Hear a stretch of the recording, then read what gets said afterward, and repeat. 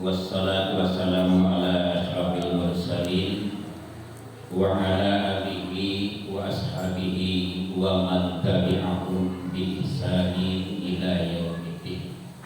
Asyhadu an la ilaha illallah wahdahu la syarika lah wa asyhadu anna Muhammadan abduhu wa rasuluhu, amma ba'd. Qala Allah Ta'ala fil Qur'anil Karim, a'udzu billahi minasy syaithanir rajim. Wa ma khalaqtul jinna wal insa illa liya'budun. Al-ayat. Alhamdulillah, segala puji milik Allah yang telah memberikan segalanya dan yang telah menurunkan air hujan, merupakan sumber kehidupan bagi makhluk secara keseluruhan, termasuk kita Bani Adam yang dilebihkan dibanding makhluk-makhluk lain.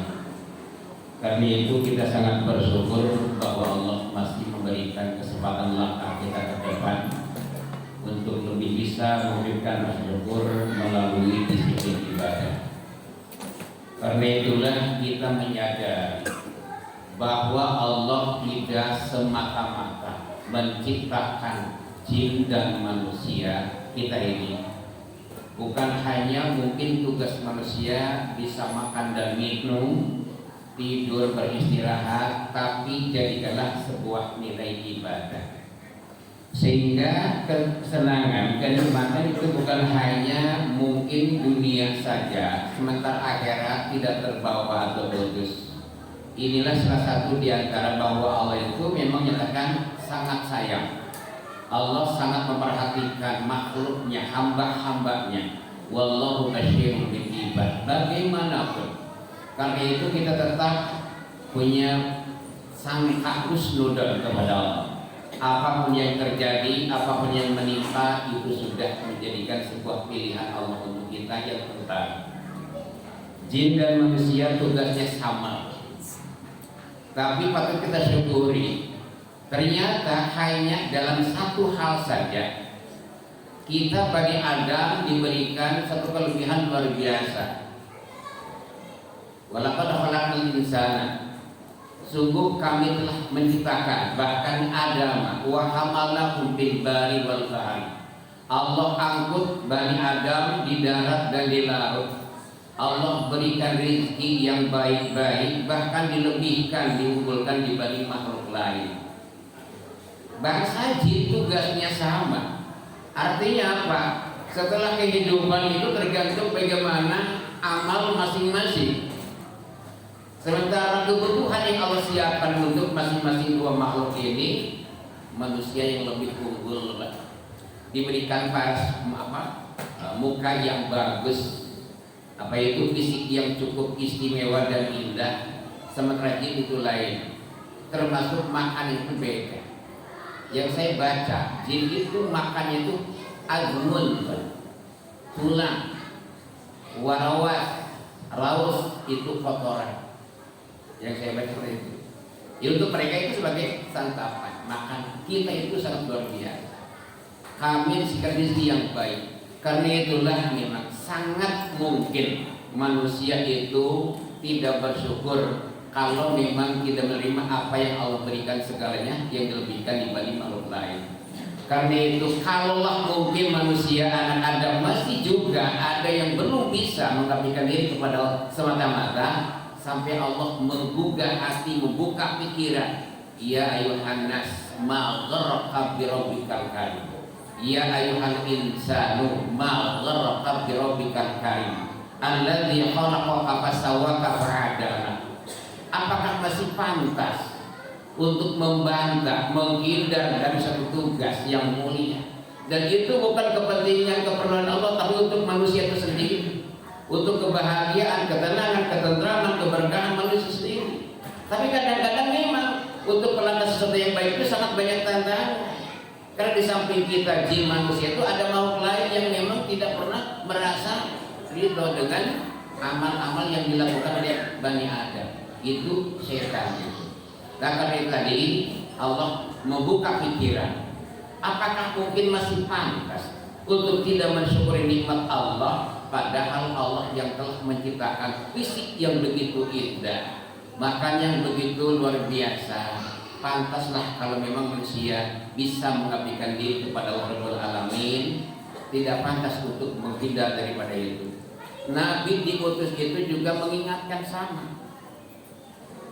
Allah tidak mengutus seorang rasul pada suatu kaum melainkan tugasnya sama. Ani budullaha wastanibut tagut, supaya mereka bisa mengabdikan diri kepada Allah Rabbul Alamin dan menghindari tagut.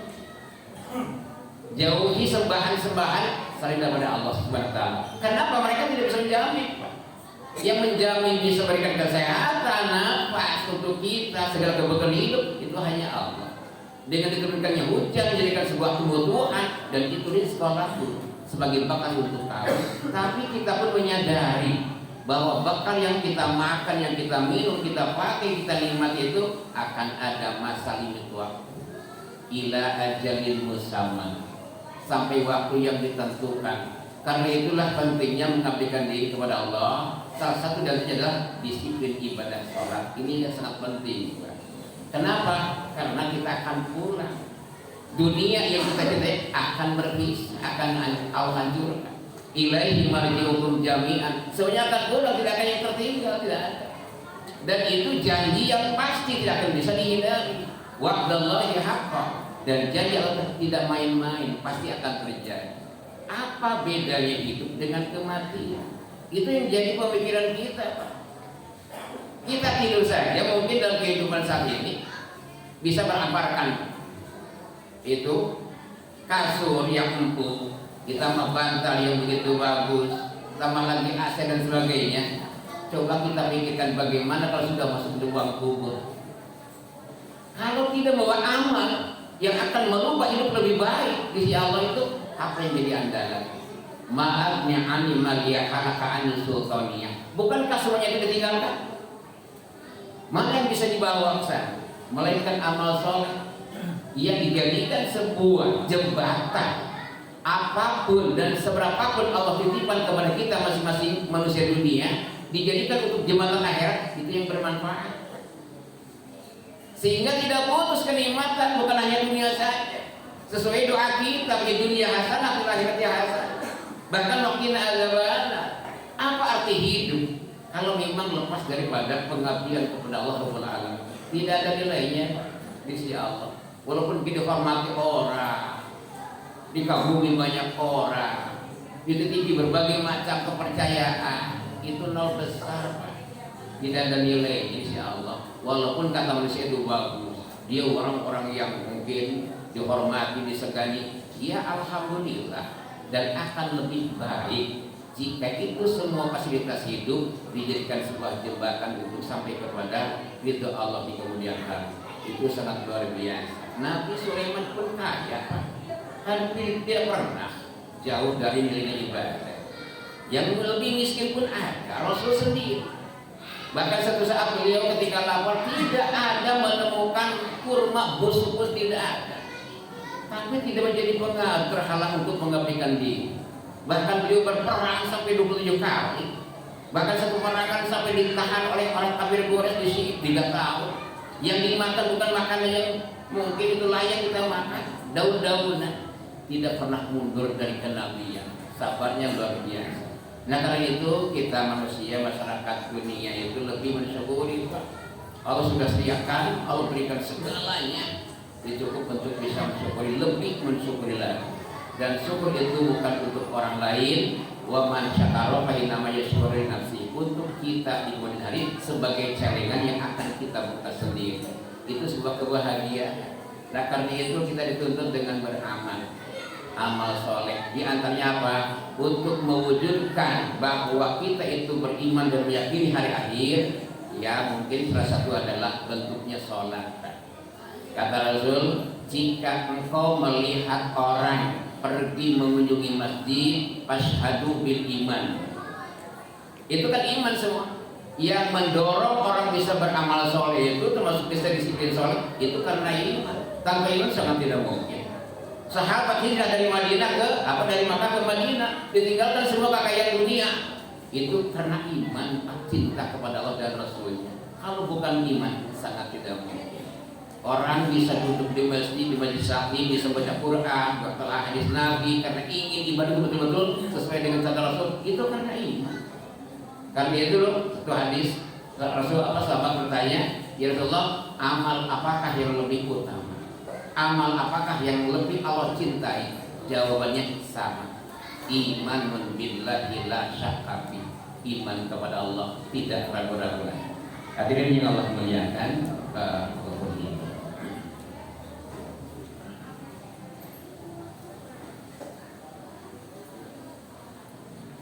Alhamdulillahirabbil alamin, asyhadu an la ilaha illallah wahdahu la syarika lah wa asyhadu anna Muhammadan abduhu wa rasuluh. Amma ba'd. Hadirin yang Allah muliakan, mungkin salah satu bentuk ajaran dari ketauhidan atau keyakinan iman yang kuat itu bisa kita terlihat dari ibadah.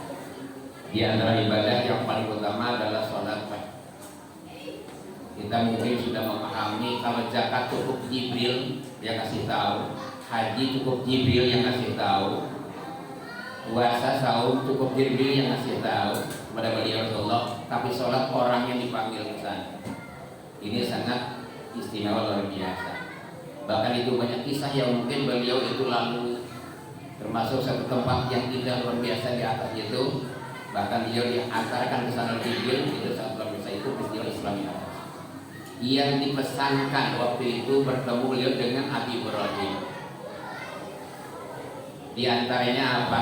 Kaitan kandungan dengan bacaan salat juga. Beliau kan masih pesan Muhammad, sampaikan salam dariku, dari Ibrahim, dan terangkanlah kepada umatmu bahwa surga itu adalah merupakan tanah yang luas, ti'anun wa ana girosaha, sementara tanamannya adalah at-tasbihu, itu tasbih, subhanallah, alhamdulillah, la ilaha illallah, Allahu akbar.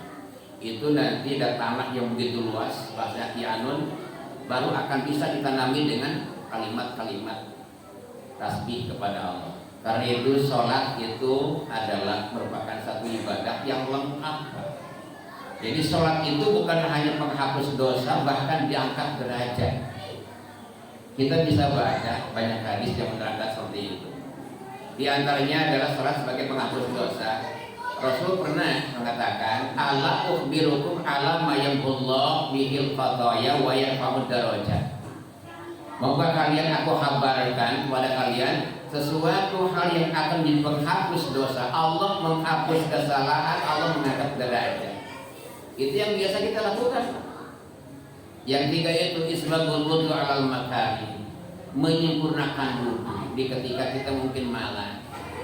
Wudu yang paling berat itu kita bisa rasakan. Mungkin wudu waktu malam itu yang paling mahal, Pak. Paling mahal di sisi Allah, luar biasa. Orang sudah bisa bangun malam itu sangat luar biasa. Artinya langsung tahajud menghadap Allah Rabbul Alamin itu sangat mahal. Sampai Allah katakan itu salah satu di antara orang yang mengimani ayat-ayat kami, dan kami siapkan surganya pun masih disembunyikan.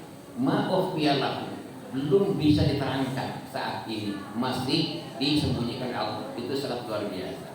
Kemudian lagi yang kedua, apa itu? Yang akan menghapus kesalahan manusia dan mengangkat derajat. Wantidul sholat pada sholat, menunggu sholat sebelum sholat. Artinya apa? Nawafil, Pak. Qobliyah ba'diyah. Bahkan ada hadis, barang siapa yang bisa menjaga 2 rakaat malam dan siangnya, siang dan malamnya, bunya lahu bihinna baitun fil jannah. Allah bangunkan bagi orang itu dengan 12 rakaat itu yang sunat itu satu rumah di surga. Kita bisa bayangkan, Pak, kalau berpikir mungkin harganya berapa, tidak akan mungkin kita bisa membelinya kecuali dengan ketaatan itu, pengabdian ini kepada Allah melalui bikin sholat yang fardu dan bahkan yang sunnah. Itu luar biasa, menghapus dosa. Yang dua, yang ketiga, wa kasratul khuta ilal masajid. Nanti akan dibutuhkan dalam kehidupan akhir itu langkah ke masjid, memperbanyak langkah ke masjid.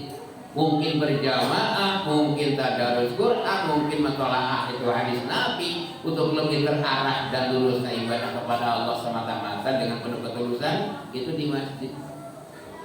Bahkan ada keterangan Basyirul Masyayin Abdulami. Sahabat, gebrekanlah Muhammad, gebrekanlah orang-orang yang berjalan dalam kegelapan. Mereka datang ke masjid, ke rumah Allah, bahwa mereka akan dapat cahaya yang sempurna. Bin nurita yaumal qiyamah, dengan peroleh cahaya yang sempurna pada hari kiamat. Apakah di sana akan ada gelap? Ada gelap. Rasul sendiri kan memberikan peringatan. Kita kudul mafaidatul madulumatul yaumal qiyamah. Jagalah hati-hati dengan kezaliman, karena zalim akan merupakan beberapa kegelapan pada hari kiamat. Kita bisa bayangkan mana tumbeng ke sana gelap. Jangankan akhirat, pada dunia saya Bandung saya tutup. Itu listrik semuanya gelap. Bisa kita rasakan bagaimana dengan gelap itu susahnya untuk mencari sebuah cahaya. Dan itu ada orang yang mengemis cahaya di kemudian hari. Untuk umat Islam yang tetap menjaga sunnah Rasul, menjaga sholat yang baik, bahkan yang dengan wudhu yang sempurna, itu sangat luar biasa. Itu sholat. Kenapa demikian? Karena di Quran sudah katakan innal hasanati yudhibnas sayyi'at. Salat itu adalah hal hasanat, Pak, yang akan menjadi penghapus kesalahan. Wa aqimis shalah tarafai nahar wa zulfan minal lail innal hasanati yudhibnas sayyi'at dzalika dzikra lil zakirin. Dan salat itu sebagai peringatan, mengingatkan kita manusia jangan sampai terlalai dalam kehidupan. Lalai dalam hidup, lupakan tempat pulang. Sekiranya mungkin manusia memiliki semuanya, memiliki sesuatu, akhir zaman itu tidak akan dibawa. Dan kita itu menyadari kenapa tidak dibawa semuanya, kecuali amal soleh yang sempat mungkin dilakukan, karena kita lahir pun tidak membawa apa-apa. Kita punya apa sih manusia? Tidak punya apa, mati pun tidak membawa apa-apa, kecuali apa? Amal yang berkesempatan, diberikan kesempatan oleh Allah untuk bisa bersujud dan berbakti kepadanya melalui sistem ibadah tadi. Di antaranya adalah sholat. Sholat itu sangat harus kita lihat kembali, Pak, karena masih beraneka ragam. Dengan wudhu saja yang saya kaji itu luar biasa, Pak. Wudhu yang sempurna itu ditutup dengan kalimat syahadat, itu surga yang pintunya 8 sudah Rasul bukakan, kata beliau. Orang yang wudhunya saja dulu ini belum sholatnya, dengan wudhunya saja yang sempurna. Dan kita tentu wudhu yang sempurna itu seperti apa dan bagaimana, berapa kata wudhu itu. Nah itu mungkin kita harus kaji kembali. Kemudian saat itu apa kata Rasulullah? Illa futihat lahu abwabus samaniyatu yadkhulu min ayyiha syaa. Maka dibukakanlah pintu surga yang 8, silahkan dia masuk dari pintu mana saja, dimulai. Ini baru wudhu, Pak, apalagi dengan sholatnya, dengan kehusuannya dan kedisiplinan waktunya. Insya Allah kalau orang lain pamer dengan kekayaan, orang luar kan pamer dengan kekayaan, umat Islam lebih kaya dibanding mereka, tidak akan bisa terkumpul. Antumul a'laun, kalian adalah tinggi, tidak akan bisa dikalahkan oleh orang lain. Kenapa? Rakaatul fajri khairun minad dunya wa ma fiha. 2 rakaat subuh lebih baik daripada dunia dan seisinya. Kapan akan terlihat? Nanti di kemudian hari. Innama tuwaffawna ujurakum yaumal qiyamah. Akan terlihat dan akan bisa kita rasakan bersama. Dengan kesabaran dan ketulusan kita menunggu sampai kapan kita akan dipanggil oleh Allah. Disitulah akan diperlihatkan hasil amal setiap kita manusia. Yang penting adalah kita ketulusan yang didasari dengan iman itu. Kita melahirkan dengan sholat yang baik, dengan saum yang baik, dengan zakat yang tulus, ibadah yang mabrur, insya Allah itu tidak akan hilang. Catatan mereka pasti ada dan akan dirasakan dan ditemui oleh masing-masing kita manusia. Insya Allah demikian, mudah-mudahan apapun intinya adalah iman yang menjadikan mendorong bisa menyusul untuk beramal soleh dengan ketulusan, karena modal akhirat nanti kita akan pulang, bahwa pulang harus membawa amal. Karena itulah kita tetap istiqomah dalam melaksanakan ibadah, terutama adalah sholat. Insya Allah mudah-mudahan istiqomah dalam sholat dengan ketulusan juga itu sesuai dengan contoh Rasulullah SAW. Rabbana hab lana min azwajina wa dhurriyyatina qurrata a'yun waj'alna lil muttaqina imama. Rabbana atina fid dunya hasanah wa fil akhirati hasanah wa qina adzabannar. Amin ya rabbal alamin. Akhir kalam, wassalamualaikum warahmatullahi wabarakatuh.